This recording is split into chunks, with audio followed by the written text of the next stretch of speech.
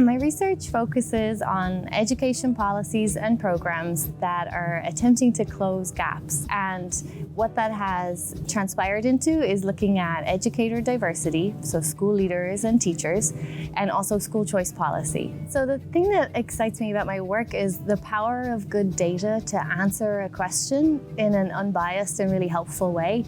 So in education, it's not uncommon to have a new program or a new policy that people are excited about.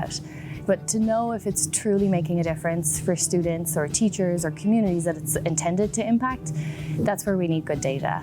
And so I love teaching statistics and showing students how to use these tools because it helps shed light on something that otherwise we would just be guessing about the impact and sort of feeling it out.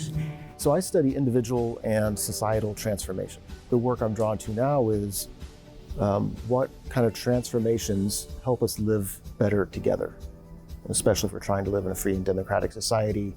It's exciting for me when I see people actually realize the possibilities for democracy. And I get a sense of hope from people. Like, the way that we've experienced life is not the way that it has to be. And when people feel a little more equipped, a little more empowered to be more active co-shapers of their world. I find that hugely exciting.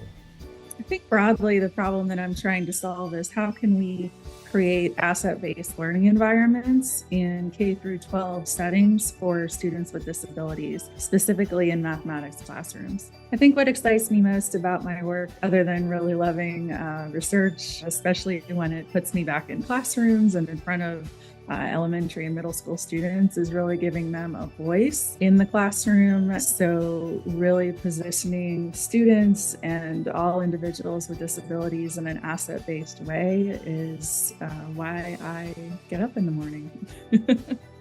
Over the last 3.5 decades, schools across the nation have resegregated, and we know that segregated schools are associated with unequal educational opportunities and outcomes. So in my work, I'm examining policies and practices to see how they can facilitate desegregation and integration for students from different backgrounds.